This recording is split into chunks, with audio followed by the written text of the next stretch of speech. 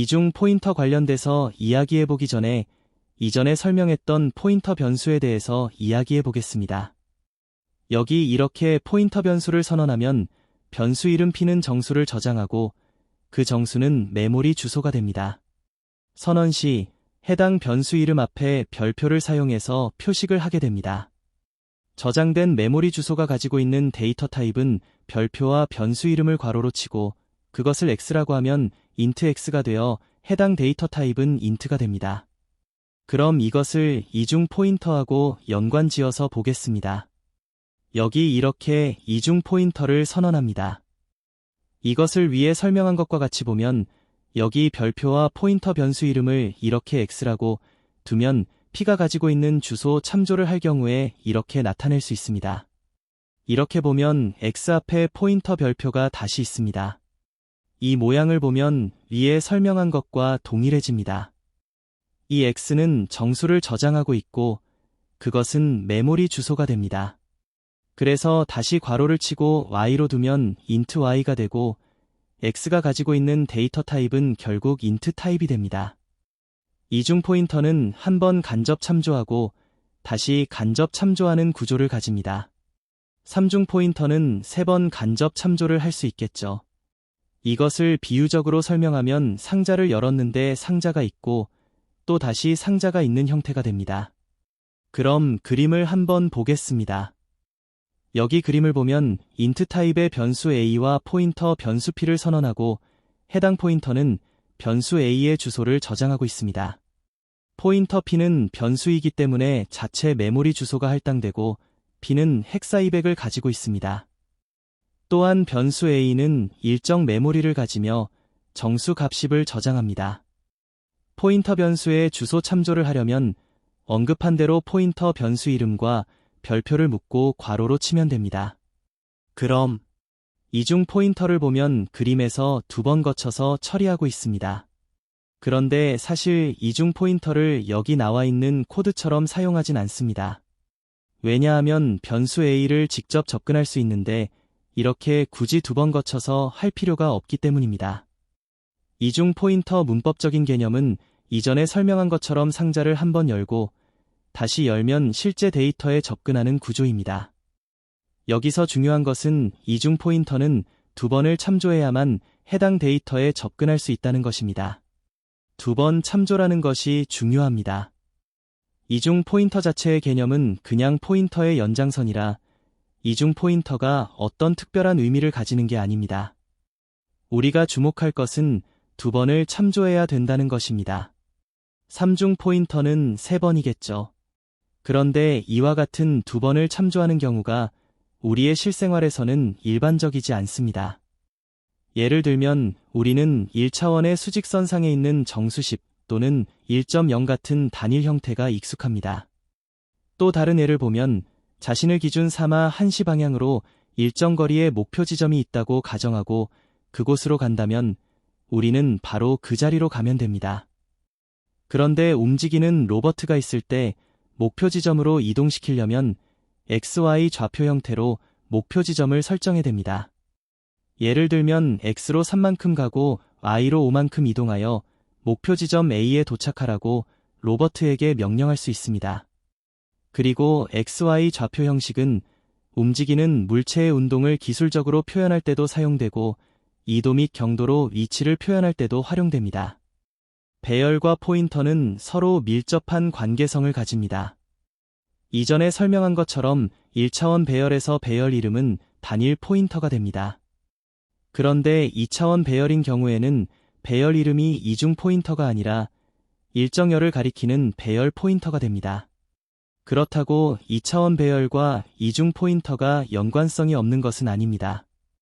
이중 포인터가 사용되는 경우는 크기가 정해져 있지 않는 XY 좌표가 되고 이것은 행과 열 형태의 2차원의 배열과 모양이 비슷합니다. 구체적인 예로는 XY 좌표를 가지는 오모 게임이 될 수 있고 또한 다중 언어를 지원하는 문자열이 예가 됩니다. 이중 포인터를 문법적인 측면에서 다시 이야기해보면 포인터 변수 이름과 별표를 묶어서 간접 참조를 하게 되면 참조한 데이터 타입은 포인터 타입이 됩니다. 그래서 다시 간접 참조가 가능하기 때문에 참조를 통해 실제 데이터를 가져올 수 있습니다. 두 번 참조 과정을 거치다 보니 이중 포인터인 변수 p 자체가 두 개의 주소를 저장한다고 오해할 수 있습니다. 포인터 변수가 하나만 선언되어 있기 때문에 하나의 주소만 저장합니다. 다만 두 개의 주소를 통해 실제 데이터에 접근합니다. 여기서 직접 가지 않고 두 번의 참조가 수행되는 것에 대해 직관적인 이해가 안 될 수 있습니다. 예제 코드를 통해 좀 더 설명하겠습니다.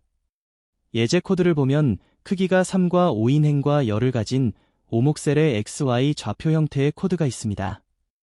여기는 이중 포인터 타입의 오목셀 변수가 선언되었습니다. 그리고 해당 변수에 할당된 메모리 주소를 저장합니다. 그리고 첨자가 추가된 오목셀 변수의 열의 크기만큼 다시 메모리를 할당하고 있습니다. 뉴 연산자는 설정된 데이터 타입에 대한 포인터를 반환하는데 여기 코드에서 뉴 연산자가 반환되는 타입은 차 타입의 이중 포인터가 됩니다. 설정 타입으로 차 타입의 포인터가 사용되었기 때문입니다. 많은 사람들이 아마도 여기 이 코드를 잘 이해를 못할 수 있습니다. 여기 이 부분에 포인터 하나가 더 있다 보니까 어떤 어려운 설정이 있을 거라 생각하기 때문입니다. 또한 뉴 연산자 사용법에 익숙하지 않은 것도 이유가 됩니다. 그럼 명확한 이해를 위해 몇 가지 더 설명하겠습니다. 객체 생성을 위해서는 변수 선언을 통한 방법이 있습니다. 여기처럼 int a를 선언하면 컴파일러가 내부적으로 메모리를 할당합니다. 또 다른 방법으로는 뉴 연산자를 이용한 메모리 할당 방식입니다. 보통 뉴 연산자는 저장할 데이터 크기가 가변적일 때 사용됩니다. 그리고 뉴 연산자를 선언할 때 반드시 데이터 타입을 명기해야 합니다. 왜냐하면 해당 데이터 타입에 맞는 메모리 크기를 할당을 위해서입니다. 데이터 타입에는 기본 타입 또는 클래스 타입 또는 해당 타입의 포인터 타입이 가능합니다. 뉴 연산 이후 반환되는 것은 설정된 데이터 타입에 대한 포인터를 붙여서 반환하게 됩니다. 여기 코드는 뉴 연산자를 사용한 예제입니다. 여기 뉴 연산자의 int 타입으로 데이터 타입을 설정하면 int 타입의 포인터가 반환됩니다. 그 다음은 차 타입으로 데이터 타입이 사용되면 뉴 연산자의 반환 타입은 차 타입의 포인터가 됩니다. 뉴 연산자로 해당 타입으로 메모리를 할당할 때 데이터 타입과 함께 첨자의 크기를 설정하면 배열 형태로 일정 크기만큼 연속적으로 할당됩니다. 이런 경우에 넘겨준 포인터는 연속적으로 놓인 메모리의 첫 번째 주소가 됩니다. 배열에서 배열 이름이 시작 주소에 놓이고 이후 설정된 크기만큼 일렬종대로 위치하는 것과 동일합니다. 예를 들면 뉴 연산자의 차 타입을 지정하고 배열 크기를 3으로 설정하면 반환된 메모리 번지가 100번지라고 하면 100, 101, 102 이런 형태로 놓입니다. int 타입이면 4바이트씩 증가합니다. 좀 더 이해를 위해 배열과 포인터 관계를 더 보겠습니다. 여기 배열을 선언하고 해당 배열 주소를 포인터에 저장합니다. 배열은 설정 크기만큼 일렬종대로 놓입니다. 차 타입으로 지정되었기 때문에 한 바이트씩 증가합니다. 그림에서 보면 선언된 포인터 변수도 일정 메모리에 할당되고 배열의 시작 번지를 저장하고 있습니다. 해당 포인터 변수에 1을 더하면 다음 주소를 가리킵니다. 만약에 배열 포인터라고 하면 가리키는 열만큼 증가한 주소를 가리킬 것입니다. 그럼 뉴 연산자를 통한 배열 형태의 메모리 할당되는 것을 보겠습니다. 여기는 뉴 연산자로 차 타입을 설정하고 크기가 3인 배열 형태로 메모리를 할당하고 초기화식은 생략했습니다. 반환된 메모리 주소에서 일렬로 놓이는 모습을 보여줍니다. 그리고 반환된 메모리 주소를 포인터에 저장합니다. 이것은 일반 배열로 선언한 것과 구조가 같습니다.